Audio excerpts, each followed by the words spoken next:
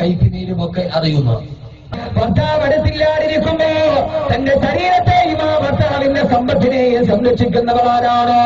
സ്വന്തം ഭർത്താവ് നാടിനോട് വീടിനോട് വിട പറഞ്ഞ് അവൻ ഇവിടെ നിന്ന് അറബിക്കടലിന്റെ അരമാലയും താടി അങ്ങനെ ഗൾഫിന്റെ മണ്ണിലോട്ട് കടന്നിരുന്ന് അവരുടെ ജീവിതത്തിന്റെ രണ്ടറ്റം തമ്മിൽ കൂട്ടിമുട്ടിക്കാൻ പെടാപ്പാടുപെടുമ്പോ ഭർത്താവ് ചാരത്തില്ല, ഭർത്താവിന്റെ സാമീപ്യമില്ല, അവന്റെ അടുപ്പമില്ല.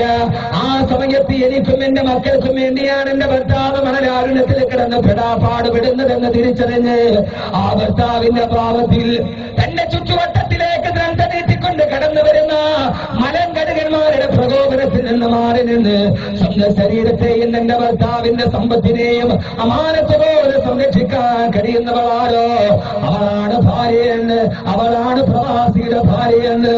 എന്റെ പ്രിയപ്പെട്ട സഹോദരങ്ങളെ വിലക്കെടുക്കാൻ കഴിയുന്നവളായി പെണ്ണുമാറുമ്പോ എത്രയെത്രയോ സംഭവങ്ങളാണ്, എത്രയെത്രയോ സംഭവങ്ങളാണ് യഥാർത്ഥത്തിൽ ജീവിതത്തിലേക്ക് വെളിച്ചം വീഴേണ്ടത്. ഇന്നലെ രാവിലെയാണ് പത്രമെടുക്കുമ്പോ പൊന്നാനി കടപ്പുറത്ത് എവിടെയോ 12 വയസ്സുകാരിയുടെ മൃതദേഹം അടിഞ്ഞുവത്രേ. എവിടെയോ എവിടെയോ കടപ്പുറത്തെവിടെയോ മുനമ്പത്തെ കടപ്പുറത്തെവിടെയോ 10ാം ക്ലാസ്സിൽ പഠിക്കുന്ന പെണ്ണിന്റെ മൃതശരീരം അടിഞ്ഞുപോയത്രേ. എവിടെയാണ് ദിനത്തിൽ നടത്തേണ്ടത്? സ്കൂൾ ബാഗിൽ കണ്ട മൊബൈൽ ഫോൺ ചോദ്യം ചെയ്ത അധ്യാപകന്റെ ചോദ്യം കഴിയുമ്പോ പിന്നെ കാണുന്നത് മാതാപിതാക്കൾ കഷ്ടപ്പെട്ട് വളർത്തി വന്ന പൊന്നുമോളുടെ മൃതദേഹമാണ് കാണുക. സഹോദരങ്ങളെ, പ്രവാസിയുടെ ഭാര്യ പറയുമ്പോൾ ഇനി കുറപ്പില്ല, ഞാൻ പറയുന്നത് പറയേണ്ട സ്ഥലത്ത് തന്നെയാ, ഈ വിഷയം പറയുന്നത് പറയേണ്ടടുത്ത് തന്നെയാ പറയുന്നതെന്ന്. ലോകത്തെ കീഴടിച്ച കൊലപാതകങ്ങൾ, ലോകത്തെ ഞെട്ടിച്ച കൊലപാതകങ്ങൾ. ചാവക്കാട് 27 വയസ്സുള്ള റസിയ എന്ന പെണ്ണിനെ സമയത്ത് വെട്ടി കൊലപ്പെട്ട ദാരുണമായ കഥാപാത്രത്തിന് നടുവ് സമുദായമേ ചിന്തിക്കുക, സമുദായമേ ചിന്തിക്കുക. 27 വയസ്സുകാരി പെണ്ണിനെ അവളെ കരുത്തിന് തോർത്തുകൊണ്ടുകൊണ്ട് ശ്വാസം മുട്ടിച്ചുകൊണ്ടുപോയി പാതിരാ സമയത്ത് കൊലപ്പെടുത്തി നൂറുദ്ദീൻ എന്ന ചെറുപ്പക്കാരന് എവിടെയാ സംഭവിച്ചതെന്നറിയുമോ? ആ പെണ്ണ് എവിടേക്ക് വന്നതാണ്? സാഹചര്യങ്ങളെ നശിപ്പിക്കാൻ കഴിയുന്ന ഒരു ജീർണതകൾക്കെതിരെ ജിഹാദ് വിളിക്കുന്ന സംസ്കാരത്തിലോട്ട് കടന്നു പോവുക. ആ പെണ്ണ് വന്നത് മണത്തല നേർച്ച കൂടാനാണത്രേ. അവൾ വന്നത് മണത്തല നേർച്ച കൂടാനാണ്.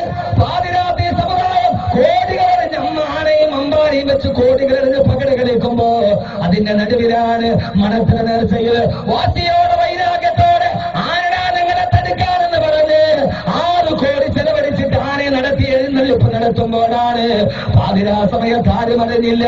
മണത്തല നേർച്ചയിൽ ആടി തിമിർത്തവരറിഞ്ഞില്ല, അവിടെ തുള്ളിക്കളിച്ചവരറിഞ്ഞില്ല. ആ സമയത്ത് 27 വയസ്സുള്ള പെണ്ണിന്റെ കരുത്തിൽ ഷാള് മുറുകുകയായിരുന്നുവെന്ന് സഹോദരങ്ങളെ ചിന്തിക്കേണ്ടത് എവിടെയാ? ആ 27 വയസ്സുള്ള പെണ്ണിതേവരെ വിവാഹം കഴിച്ചിട്ടില്ല, അവളെ ആരും കത്തിച്ചു വിട്ടിട്ടില്ല. ഒരു ഭാഗത്ത് സമുദായം 6 കോടിയുടെ ആർഭാടം നടത്തുമ്പോ ആനയ്ക്ക് വേണ്ടി, അമ്പാരിക്ക് വേണ്ടി, മദ്യത്തിന് വേണ്ടി, ചെണ്ടയ്ക്ക് വേണ്ടി, വ്യഭിചാരത്തിന് വേണ്ടി 6 കോടി ഒരു രാത്രിയിൽ ചെലവഴിക്കുമ്പോ 27 വയസ്സുള്ള ഈ സമുദായത്തിന്റെ പെണ്ണിനെ ഇതേവരെ കെട്ടിച്ചു വിടാൻ സമുദായത്തിനാളുണ്ടായില്ല. എല്ലാം നടന്നു പോകുന്ന ലോകം സാഹചര്യങ്ങൾ ക്രിയേറ്റ് ചെയ്യുകയാണ്, സാഹചര്യങ്ങൾ സൃഷ്ടിക്കപ്പെടുകയാണ്. പ്രവാസിയുടെ ഭാര്യയെ എനിക്കും പറയാനുള്ളത് തന്നെയാണ്, സാഹചര്യങ്ങളെ മാറ്റി നിർത്തുക. മണത്തല നേർച്ചയിൽ ഒരു രാത്രി 6 കോടി ചെലവഴിച്ചു സമുദായം. ആ സമയത്തൊരു പെണ്ണിനെ, 27 വയസ്സുള്ള പെണ്ണിനെ, ആ പെണ്ണിനെ നൂറുദ്ദീൻ എന്ന ചെറുപ്പക്കാരൻ വീട്ടിൽ വന്ന് വിളിച്ചുകൊണ്ടുപോയി. അവൾ ഇറങ്ങിക്കൊണ്ടുപോയി. രാത്രി ആളൊഴിഞ്ഞ കെട്ടിടത്തിൽ രാത്രി 2 മണിക്ക് വിറകുപരയിൽ വെച്ച് ആ പെണ്ണ് 2 പ്രാവശ്യം അവരുമായി ശാരീരികമായി ബന്ധപ്പെട്ടു. തിരിച്ചു പോകാൻ പറഞ്ഞിട്ട് തിരിച്ചു പോയില്ല. 27 വർഷമായി താൻ അടക്കി പിടിച്ച വികാരങ്ങൾ മുഴുവനും ഒരു പുരുഷന്റെ ചൂടിനും ചൂരിനും ആ പെണ്ണ് അടിയറ വെച്ചപ്പോൾ പിന്നെ അവൾക്ക് തിരിച്ചു പോകാൻ കഴിഞ്ഞില്ല. ആരാണ് മറുപടി പറയേണ്ടത്? കല്യാണ വീട്ടിലേക്ക് ചെന്നത് തൃശ്ശൂര് ഒരു പെൺകുട്ടിയെ, 15 വയസ്സുള്ള പെൺകുട്ടിയെ 17 വയസ്സുകാരൻ തട്ടിക്കൊണ്ടുപോയി. അവൻ കൊണ്ടുപോയി, അവൻ ബൈക്കിലേക്ക് ഒന്ന് കറങ്ങിയപ്പോ അവന്റെ ആവേശം തീർന്നു. വൈകുന്നേരം ഓട്ടോറിക്ഷ ഡ്രൈവർക്ക് കൊടുത്തു, അവൻ ബസ് ഡ്രൈവർക്ക് കൊടുത്തു. പിന്നെ അതൊരു ദൗർത്ത് ഹോസ്റ്റൽസിലാണല്ലോ ഇക്കാര്യത്തിന്. പിന്നെ ഒരു ദൗർത്ത് ഹോസ്റ്റൽസില സൂര്യനെല്ലിയിൽ നോക്ക്, ഒരു ജുമൈക്കുള്ള ആളുണ്ട് 40 പേര്. ഒരു ജുമൈക്കുള്ള ആളുണ്ട്, പ്രതികൾ മാത്രം. എല്ലാവരും കൂടെ കൂടിയ സെൻട്രൽ ജുമാ നിർവഹിക്കാം. എന്താണ് നിങ്ങൾ ചിന്തിക്കുക? ഇന്ത്യ രാജ്യത്തിന്റെ പരമോന്നതമായ നീതി കോടതിയുടെ ജഡ്ജി സൂര്യനരിയിൽ 9ാം ക്ലാസ്സിലെ പെണ്ണിനെ മറ്റുള്ളവർക്ക് കൊടുത്തവന്റെ പേരെന്തെന്ന് ചോദിച്ചപ്പോൾ പ്രതിഭാഗം അഭിഭാഷകം എന്ന് ധർമ്മരാജൻ. ആരാണ് ഇവന് 9ാം ക്ലാസ്സിൽ പഠിക്കുന്ന പെണ്ണിനെ 40 പേർക്ക് കൈമാറിയവന് ധർമ്മരാജൻ എന്ന് പേരിട്ടതാരാണ് എന്ന് ചോദിക്കേണ്ടി വന്നു സുപ്രീം കോടതിയുടെ ജഡ്ജി. ഇവൻ ആര് ധർമ്മരാജൻ എന്ന് പേരിട്ടു? അവന്റെ പേര് ധർമ്മരാജൻ. എന്റെ പ്രിയപ്പെട്ട സഹോദരങ്ങളെ, ഈ അവസ്ഥയിലേക്ക് പെണ്ണിനെ കൊത്തിപ്പറിക്കുന്ന ഒരു ലോകത്ത് എല്ലാം പെണ്ണെന്ന് പറഞ്ഞാൽ ഉപയോഗിക്കാനുള്ള ഉപഭോഗ വസ്തുവാണ് എന്ന് തിരിച്ചറിഞ്ഞ ഒരു ആസ്വാദക രോഗത്തിന്റെ മുമ്പിലാണ് എന്റെ പ്രിയപ്പെട്ട പെങ്ങളെ ഭർത്താവിന്റെ സാമീപ്യമില്ലാതെ, വർഷങ്ങളോളം ഭർത്താവിന്റെ സാമീപ്യമില്ലാതെ തന്റെ മണിയറയിലേക്ക് വരുന്ന ഭർത്താവിനെയും കാത്ത് വിരക ദുഃഖത്തോടെ പണ്ട് ദുബായ്ക്കത്ത് പാട്ടുപാടിയ പ്രവാസിയുടെ ഭാര്യ ജീവിച്ചിരിക്കുക. ആ പ്രവാസിയുടെ ഭാര്യയെ സംബന്ധിച്ചിടത്തോളം ലോകത്തുള്ള ഒരു നാട്ടിലെ ഏത് ചെറുപ്പക്കാരൻ ഏറ്റവും കൂടുതൽ സ്നേഹവാനോടായിരിക്കും? ഗൾഫുകാരന്റെ ഭാര്യയോടാ. ഗൾഫുകാരന്റെ ഞാൻ ഈ വിഷയം പറയുമ്പോൾ ചില കാര്യങ്ങൾ തുറന്നു പറഞ്ഞുകൊണ്ട് ആർക്കും വിഷമമൊന്നും ഉണ്ടാകരുത്. അങ്ങനെയൊന്നും ഉണ്ടാവില്ലല്ലോ. ഏത് ഡ്രൈവറെയും ഓട്ടം വിളിച്ച അവൻ ഗൾഫുകാരന്റെ ഭാര്യ മാത്രമുള്ളെങ്കിൽ അവൻ അതിനെ തിരിക്കുന്ന ആളെ ഇറക്കി വിട്ടിട്ട് അവൻ അവിടെ എത്തിയിരിക്കും. സേവന തൽപരനാണ്. കാരണം എന്താ? എല്ലാവർക്കും ഒരു കണ്ണുണ്ട് പ്രവാസിയുടെ ഭാര്യയെ എങ്ങനെയും തന്റെ അടുക്കലേക്ക് ആക്കാമെന്ന്. എന്റെ പ്രിയപ്പെട്ട പെങ്ങളെ, അതിന്റെ മുമ്പിൽ ഒരു വജ്രസമാനമായ പ്രതിരോധത്തിന്റെ കവചവുമായി അള്ളാഹുവിന്റെ ഖുർആൻ പഠിപ്പിച്ച ദർശനങ്ങളിലൂടെ കടന്നു ചെന്ന് ആ പ്രകോപനങ്ങളുടെയും പ്രലോഭനങ്ങളുടെയും നടുവിൽ ലോക ചരിത്രത്തിന്റെ ഏറ്റവും വലിയ റോൾ മോഡലായി മാറാൻ എന്റെ പ്രിയപ്പെട്ട പ്രവാസിമാരുടെ ഭാര്യയ്ക്ക് കഴിയേണ്ടതുണ്ട് എന്ന് ഓർമ്മിപ്പിച്ചുകൊണ്ട്, ചരിത്രത്തിലെ ഒരു പ്രവാസിയുടെ ഭാര്യ ചരിത്രത്തിൽ നിനക്ക് കൂട്ടുപിടിക്കാൻ പറ്റുന്ന വനിതയാരാ? ചരിത്രത്തിൽ കൂട്ടുപിടിക്കാൻ പറ്റുന്ന വനിതയാരാ? പ്രവാസിയുടെ ഭാര്യയ്ക്ക് ചരിത്രത്തിൽ അനുധാവനം ചെയ്യാൻ എവിടെയെങ്കിലും ഒരു മാർഗദർശിയെ നമുക്ക് കാണാൻ കഴിയുമോ? അങ്ങനെ കഴിയുമെങ്കിൽ ഞാൻ ആവർത്തിച്ചു പറയുന്നു, പ്രവാസിയുടെ ഭാര്യയ്ക്ക് ലോകത്ത് ഉൾക്കൊള്ളാൻ പറ്റിയ ഏറ്റവും വലിയ മാതൃകയാണ് ബഹുമാനപ്പെട്ട ബീവി ഹാജർ റളിയല്ലാഹു അൻഹ. ഹാജർ റളിയല്ലാഹു അൻഹ പ്രവാസിയുടെ ഭാര്യയ്ക്ക് ഇതിനേക്കാൾ നല്ല ഒരു റോൾ മോഡൽ. അങ്ങകലെ എയർപോർട്ടിലെ കരിപ്പൂർ എയർപോർട്ടിന്റെ മുറ്റത്ത് അങ്ങകലെ എയർ ഇന്ത്യയുടെ എമിറേറ്റ്സിന്റെ ഫ്ലൈറ്റ് ഇങ്ങനെ മാനത്ത് നിന്നിങ്ങനെ മാറി പോകുമ്പോ അവസാനം ഒരു നെടുവീർപ്പോടെ അടങ്ങുന്ന തേങ്ങലുമായി പറ്റുന്ന നെഞ്ചുമായി സ്വന്തം മക്കളെ ചേർത്ത് പിടിച്ചിട്ട് മക്കളെ ഉപ്പ പോയിരിക്കുകയാണ്. ജീവിതത്തിന്റെ രണ്ടറ്റം തമ്മിൽ കൂട്ടിമുട്ടിക്കാൻ ജീവിതത്തിൽ ഒരു തുരുത്തനയാണ്. വീട്ടിലോട്ട് തിരിച്ചു വരുന്ന പെങ്ങളെ, ഇനിയാണ് നീ ഹാജരാവേണ്ടത്.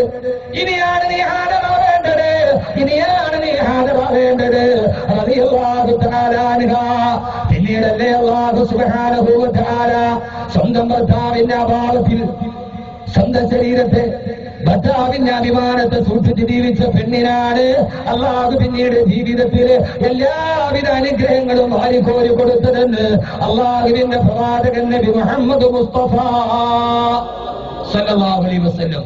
ഇബ്രാഹിം അലൈഹിസ്സലാത്തു വസ്സലാം പോയി പരാവാരം പോലെ പരന്നു കിടക്കുന്ന മരുഭൂമിയിൽ പിഞ്ചു പൈതലുമായി ഹാജർ റളിയല്ലാഹു തആല ഒറ്റത്തായി.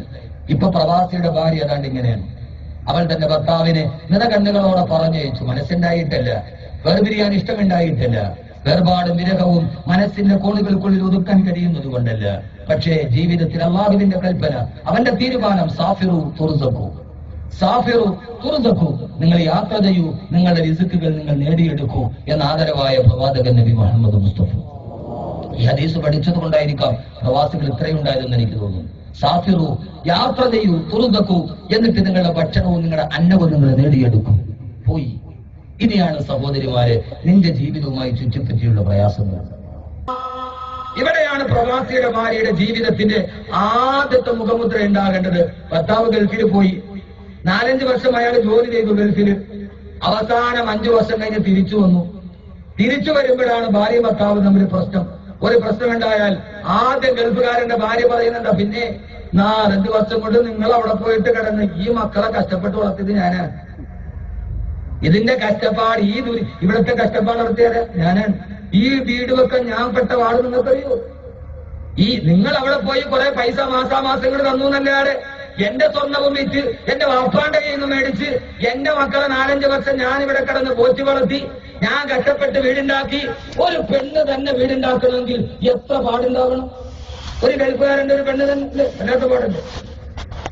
എവിടെ പാടും? ഒരു പാടുമില്ല. ഗൾഫുകാരന്റെ ഭാര്യക്കാണ് വീടുണ്ടാക്കാൻ എളുപ്പം, നമുക്കാണ് വീടുണ്ടാക്കാൻ പാടും. അതൊക്കെ പാടും. ഞാൻ ഇപ്പൊ ഒരു ടിപ്പർ ലോറിക്കാരനെ വിളിച്ചിട്ട് ഞാൻ പറയാം, മോനെ ഒരു 10 ലോഡ് കഞ്ഞി വേണമല്ലോടെ കൂട്ടാൻ നാളെ രാവിലെ ഇറക്കുമോ? ഉസ്താദ് ഇപ്പൊ നാളെ വേറെ ബുക്കിംഗ് ഉണ്ട്, 2 ദിവസം കഴിഞ്ഞിട്ടാവട്ടെ ഞാൻ ഇറക്കാം.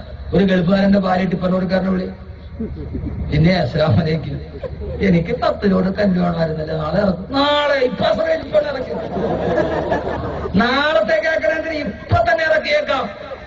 എന്റെ പ്രിയപ്പെട്ട സഹോദരൻ, 1 ലോഡ് മണൽ വേണേ ചോദിച്ചു നോക്കും. മണലിപ്പോ കൊന്നിനേക്കാൾ വില കൂടുതൽ ഇവിടെ. എങ്ങനെ അതുപോലെ മണലിറക്കി നോക്ക്. മണലുകാരനോട് പറയാണ് പിന്നെ ഇത് വല്ലാത്ത ചാർജാണ് കേട്ടോ, ഒരു 100 റുപ്യ കൊടുത്ത് നിങ്ങൾക്ക് വേണോ?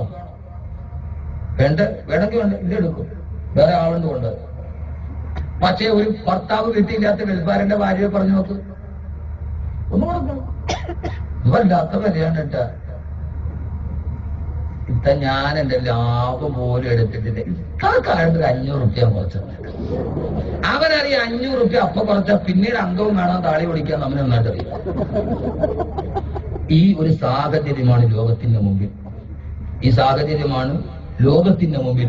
ഇവിടെയാണ് പ്രവാസിയുടെ ഭാര്യ ജീവിക്കാൻ കഷ്ടപ്പെടുന്നത്. ആരാണ് സാലിഹാത്താര? സാലിഹത്തായ പെണ്ണാര? അള്ളാഹുവിന്റെ ഖുർആൻ തന്നെ പറയുന്നുണ്ട്. ആരാ സാലിഹത്താര? ഖുർആൻ തന്നെ പറയട്ടെ, എന്റെ വാക്കല്ല. ഫസാലിഹാതു ഖാനിതാതുൻ ഹാഫിളാതുൻ ലിൽഗൈബി ബിമാ ഹഫിളല്ലാഹ്. സാലിഹത്തായ പെണ്ണാര?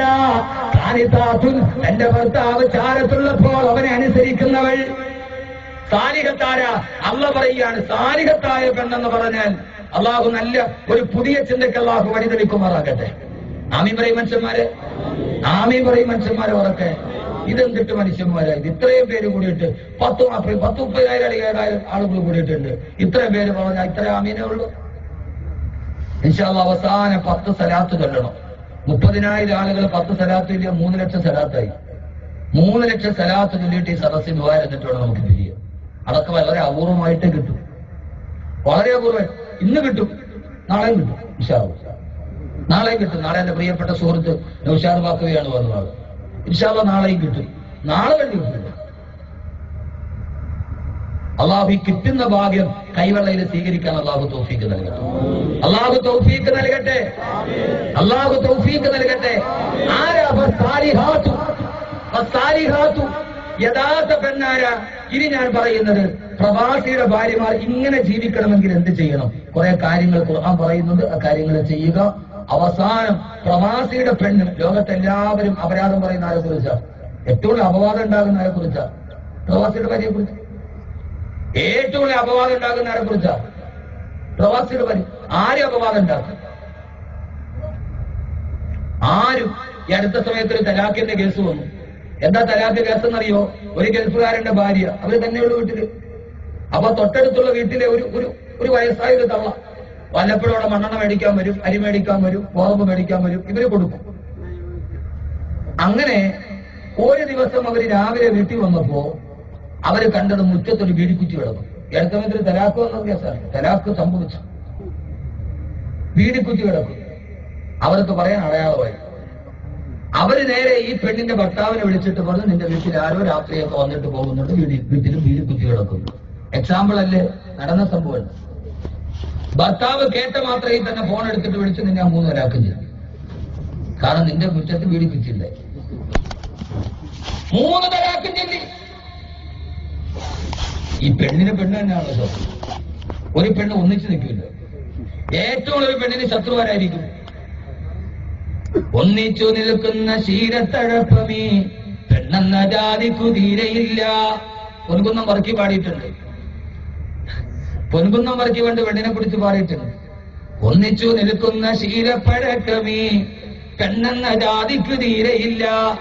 ഒന്നിച്ചു നിൽക്കുക എന്ന് പറയുന്ന ഒരു ശേഷം പെണ്ണെന്ന് പറയുന്ന ജാതിക്ക് വളരെ കുറവാണ്.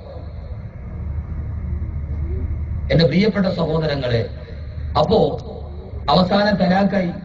തലാഖ് സംഭവിച്ച് വലിയ വിഷയമായി. പള്ളി കമ്മിറ്റിയിൽ വിഷയമെത്തി. അവസാനം അന്വേഷിക്കുമ്പോഴാണ് വിവരം അറിയുന്നത്, വീടിക്കുറ്റി എവിടെ നിന്ന് വന്നതാ. തലേ ദിവസം അവിടെ ഇലക്ട്രിസിറ്റിയുടെ ബില്ല് എഴുതാൻ വേണ്ടി വന്നവൻ അവ ഇലക്ട്രിസിറ്റിയുടെ ബില്ല് എന്നിട്ട് വീടി കുറ്റിട്ട് അവിടെ ഇട്ടു. അത് അവസാനം ഈ പെണ്ണിനെ തലാഖിൽ സംഭവിച്ചു. അപവാദങ്ങൾ ഏറ്റവും കൂടുതൽ ഉണ്ടാകുന്ന പ്രവാസിയുടെ ഭാര്യയെ കുറിച്ച്, ദുഷ്പ്രചരണം ഉണ്ടാകുന്ന പ്രവാസിയുടെ ഭാര്യയെ കുറിച്ച്. ഇവിടെ ഞാൻ പറയുന്നത് ഒരു പ്രവാസിയുടെ ഭാര്യ അവളുടെ ജീവിതത്തിൽ പാലിക്കേണ്ട ചില ചിട്ടവട്ടങ്ങളുണ്ട്. അത് പാലിക്കും.